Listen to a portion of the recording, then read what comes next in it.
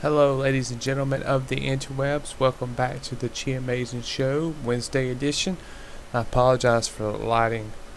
I'm recording and it's kind of dark outside, so I don't have that natural light coming in. But let's get right down to it. The first thing I'm going to talk about is Walking Dead. Episode 4 will be hitting in October. We should be getting episode 5 not long after that. There will be a retail version of the game hitting December 5th that will have all of them on it. So we should be getting 4 in October, 5 not long after that. Right at this moment, Resident Evil 5 and Racoon City are both on sale on Steam. So definitely go check that out and pick them up if you are interested. Resident Evil 5 might be worth it because I think it's like $10. Raccoon City, not so sure about that one. And more RE2 Resident Evil 2 Remake is not in the works at the moment, but could be if the fans demanded it. That's pretty much what was said. EA has bought out Battlefield 3 stat tracker Battlelog. That's the PC stat tracker. It lets you play the game and all that good stuff. And yeah, that's pretty much all I have for that one. Injustice Gods Among Us Collector's Edition will have a 13-inch statue of Wonder Woman Batman fighting. It's actually pretty cool looking.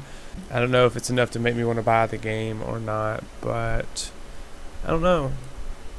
I do kind of like the statues and collectibles. Obsidian's Project Eternity has hit 2 million with 20 days left on Kickstarter.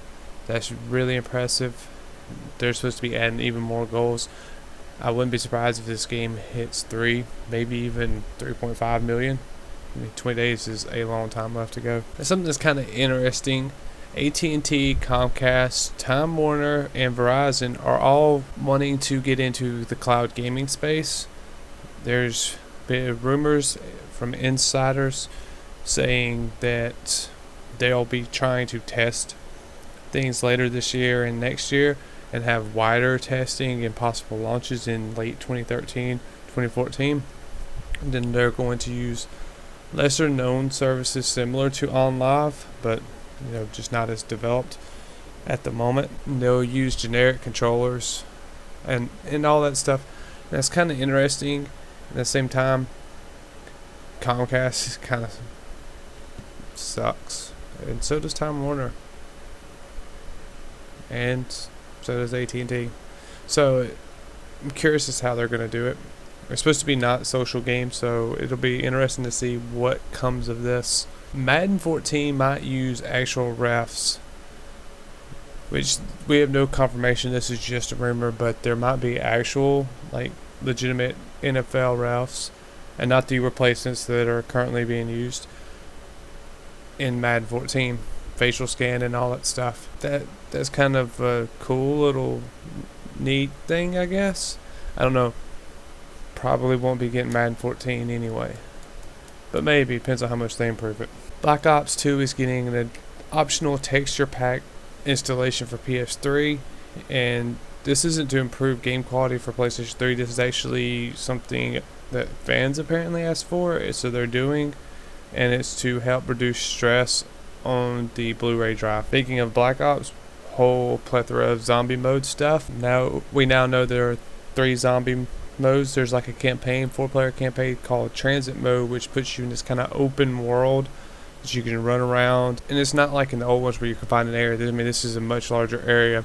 You can even ride in a bus, which is pretty interesting. You also be able to collect pieces of things and combine them into buildables, and I think that's what the word that was used, buildables. And you'll be able to make tools and weapons and all kinds of cool stuff. Another mode is survival, which is more like the older modes where you're in a confined area and you kind of just have to survive waves of zombies.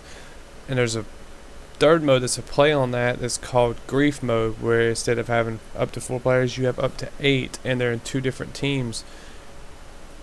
And you just pretty much which team can outlive the other. You can't kill each other directly or anything, but you can do things to hinder each other. They didn't give a lot of details exactly what you could do, but the idea seems pretty cool, and it's also probably going to cause a lot of rage. And we got some Halo 4 screens. And while these are showing, I'll go ahead and tell you that Halo 4 is done ahead of schedule, so that's pretty awesome.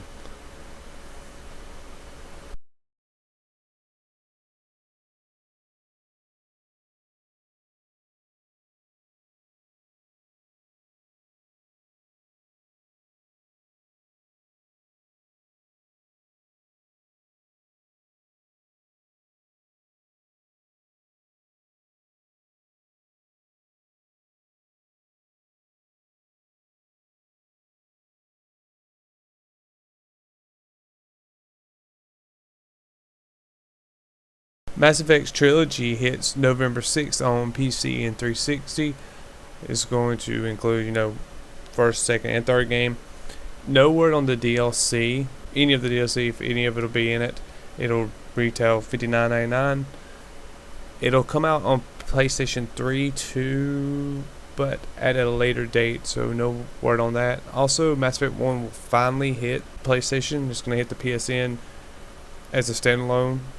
No idea on the date or price on that one either. And another trilogy announcement, Assassin's Creed is getting a trilogy for PlayStation exclusively. It's called the Ezio Trilogy. It's going to have Assassin's Creed 2, Assassin's Creed Brotherhood, and Assassin's Creed Revelations. It's going to be $39.99. Definitely good to pick up if you have not played any of those games. And it's also at a cheaper price point than, say, the Mass Effect trilogy I just said. And they will include the Assassin's Creed 2 DLCs. PlayStation 3 500GB model we talked about a little bit back that would come with Assassin's Creed has a release date and a pre-order. You can pre-order it on Amazon if they're not sold out yet. And its release date will be October 30th. It will retail for $299.99. And even more PlayStation news, PSN Digital Day 1 initiative is pushed out, and we're getting a whole bunch of games with that. Resident Evil 6 will be released Day 1 on the PlayStation Network, as will NBA 2K13, Dishonored, Need for Speed Most Wanted, Doom 3 BFG Edition, 007 Legends, and Medal of Honor Warfighter. I'd make sure not to forget one. Also, if you're a Plus member, you'll get a discount on some of those. I think you'll get one on 2K13, Dishonored, Doom 3, and Need for Speed Most Wanted, like a 10% discount with pre-order. They got that Assassin's Creed trilogy that's exclusive to them. They're actually finally getting Mass Effect 1. They're getting Day 1 digital.